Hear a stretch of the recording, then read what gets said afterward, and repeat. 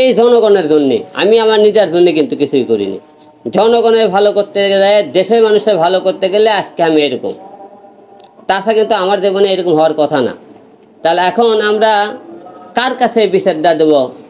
আর দেশের মানুষ কার কাছে যাবে? থানার যাও নিরাপত্তা নাই, আদালতে যাও নিরাপত্তা নাই।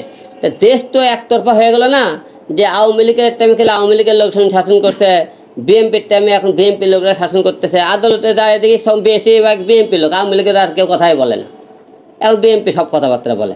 তে দেশ তো তাহলে এমন করে একতরফা হয়ে গেল। তো আওয়ামী লীগ যখন যখন ক্ষমতা ছিল আওয়ামী লীগের দেশ, বিএনপি এখন যাচ্ছে এখন বিএনপির দেশ। বিষয়টা হচ্ছে কি, 5 আগস্টের যে গণ অভ্যুত্থান করে আমরা জানি, সকলেই জানি যে আইন শৃঙ্খলা পরিস্থিতি একটু অবনতি আছে।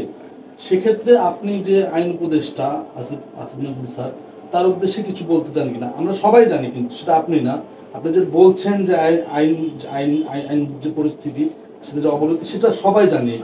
এটা বাংলাদেশ সব মানুষই জানে। ট্রাফিক থেকে শুরু করে থানাতে পুলিশ নাই, এখন খুব একটা পুলিশ নাই, আসামি ধরতে যাচ্ছে না, এটা সবাই জানে। সেক্ষেত্রে আইন উপদেষ্টা যে আসিফ নজরুল স্যার আছে, তার উদ্দেশ্যে কিছু বলতে চান কিনা? এখন আইন উপদেষ্টা আসিফ নজরুল স্যারকে একটা কথা বলতে চাই, দেশে পুলিশ আসামি ধরতে ভয় পাচ্ছে, তাদেরকে কি পাওয়ার দিলেন? নামের পুলিশ তো ছেড়ে লাভ নাই, যে পুলিশ আসামি ধরতে পারতেছে না। এবং যে আদালতে আসামি ধরার আগে জামিন হয়, যে আমার যে ঘটনাতে মারার ফুটেজটা আছে আপনি দেখবেন, সে যে দলেরই লোক হোক না কেন, সে যে দলের লোক হলোতে আমাকে তাদের জনগণের মধ্যে হত্যা করার চেষ্টা করা হয়েছে, মারধর করা হয়েছে, এই মারের কি কোনো বিচার নাই?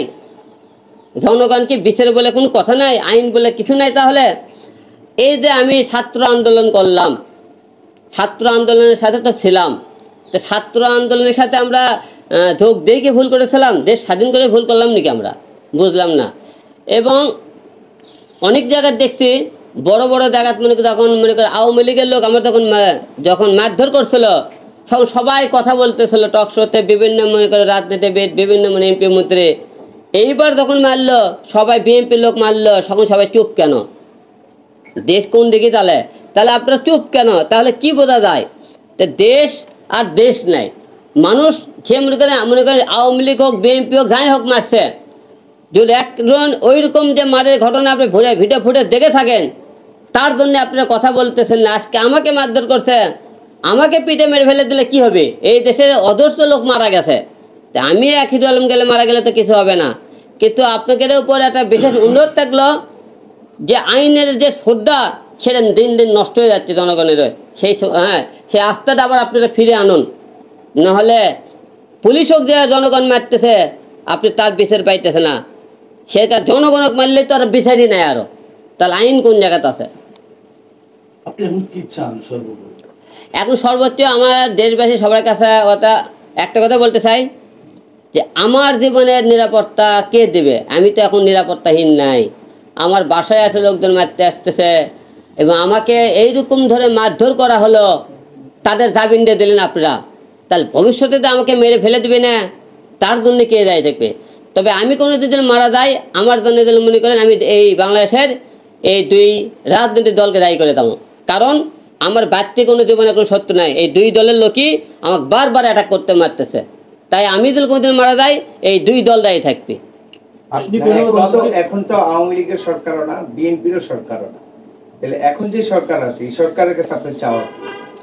এই সরকারের কাছে চাওয়া, আপনি তাহলে ভিডিও আমার যে মারার ঘটনা তো আপনারা দেখেছেন, আপনাকে আইনের লোকজন জামিন আগে আমার আসামিগুলো কেন পালো, সেটা আমি জানতে চাই সরকারের কাছে, এবং আইনে যারা আছেন কর্মকর্তা সবাইকে, যে এইরকম ঘটনা যদি আপনি বিচার না করেন, যে মারধরের বিচার, এবং থানাতে লোকজন পুলিশও মারতেছে বিচার, তে আমরা দেশের জনগণ কার কাছে যাবো এখন বিচার নেওয়ার জন্যে?